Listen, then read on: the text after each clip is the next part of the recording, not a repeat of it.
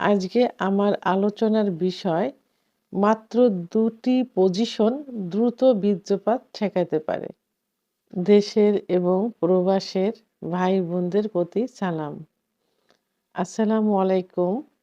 আমি প্রভাষক doctor Rikta Parveen, homeopathy এবং আয়ুর্বেদিক চিকিৎসক।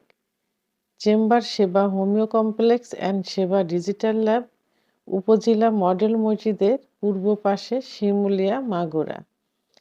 আজকে একটি বিপরীতধর্মী বিষয় নিয়ে আলোচনা করব, অর্থাৎ এই বিষয়টির উপরেই হুবহু অনেক ভিডিও করা হয়েছে যে ওষুধ নিয়ে। তো আসলে অনেকে ওষুধ খেতে চায় না।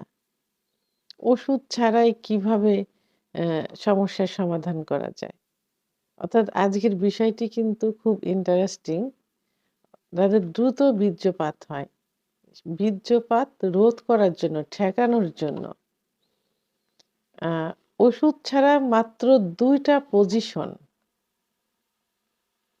কিভাবে কাজ করতে পারে? সে বিষয় নিয়ে আলোচনা করব। আসলে সেক্স একটা আর্ট, একটা শিল্প। এটা নিজের মতো করে তৈরি করে নিতে হয়। তো অনেকে সেটা বোঝে এবং এপ্লাই করে, অনেকে বোঝে না। তো এই যে আ সেক্স বিষয়ের উপরে বিখ্যাত একটা গ্রন্থ রচিত হয়েছে, কামশক্তি গ্রন্থ। এটি অ্যা অর্থাৎ কামসূত্র গ্রন্থ, এটি ভারতে রচিত হয়েছে। তো এখানে কিন্তু অনেক পজিশন দেওয়া আছে। অনেক পজিশন। কোন পজিশনে স্ত্রী সুখ পায়, কোন পজিশনে স্বামী সুখ পায়, আবার কোন পজিশনে দীর্ঘ সময় সহবাস করা যায়। তো আজকে আমি মাত্র ২টি পজিশনের কথা বলব, যে ২ টা পজিশন এপ্লাই করলে দীর্ঘ সময় সহবাসে লিপ্ত থাকা যায়। সেটা কোনো ওষুধ ছাড়া, নিজস্ব কোনো শক্তি ছাড়া। কারণ সহবাস একটা শক্তির বিষয়। পর্যাপ্ত এনার্জি কিন্তু লস হয়। তো সেই ক্ষেত্রে সাধারণত একটা পজিশনই বাঙালি বেশি এপ্লাই করে থাকে, সেটা হলো, যেটা ইসলামও সাপোর্ট করে, সেটা হলো যে স্ত্রী নিচে বেডে শায়িত অবস্থায় থাকবেন আর অ স্বামী উপরে যৌন মিলন, যৌন কার্য সম্পাদন করবেন উপর থেকে। তো এইটা যদি বিপরীতভাবে করা যায়, অর্থাৎ স্বামী নিচেই থাকবেন, বেডে থাকবেন, উপরে স্ত্রী যৌনিকার্য সহবাস করবেন। তো এই পজিশনে যদি সহবাস করা যায়, তাহলে দীর্ঘ সময় কিন্তু সহবাসে লিপ্ত থাকা যায়। কারণ এটাতে স্ত্রীর এনার্জি লস হয়।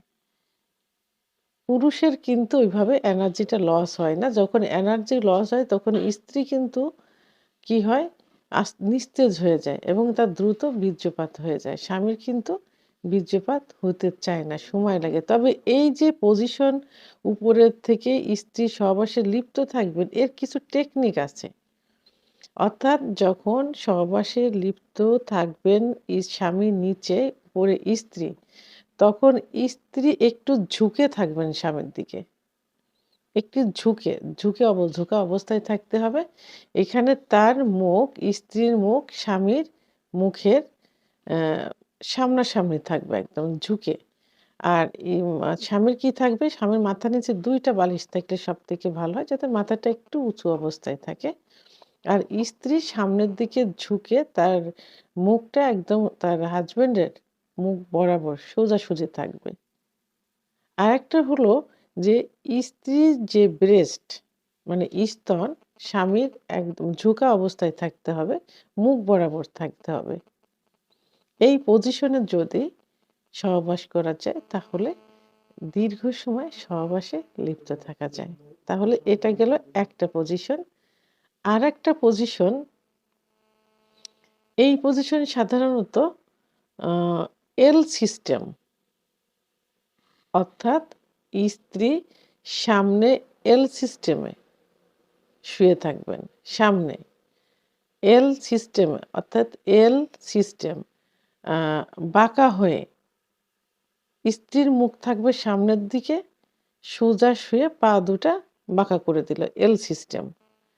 পিছনে পিছনে ঠিক একই সিস্টেমে পিছনে স্বামী থাকবে, তার মুখটাও কিন্তু সামনের দিকে থাকবে, অর্থাৎ স্ত্রীর পিছনে সামনের দিকে। স্বামীও এল সিস্টেম হয়ে একই সিস্টেমে শুবে।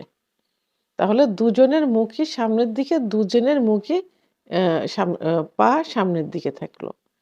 তো পিছন সাইড দিয়ে স্ত্রীর যোনিপথ দিয়ে স্বামীর যৌন কার্য চালিত করবেন।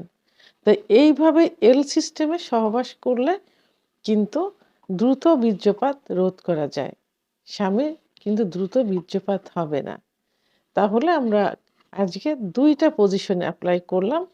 একটা পজিশন হলো স্ত্রী উপরে থাকবে, স্বামী নিচে থেকে যৌন কার্য পরিচালনা করবে এবং তার কিছু সিস্টেম আমি বলেছি।